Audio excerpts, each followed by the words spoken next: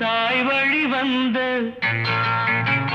தங்கங்கள் எல்லாம் ஓர் வழி நின்று நேர் வழி சென்றால் நாளை நமதே.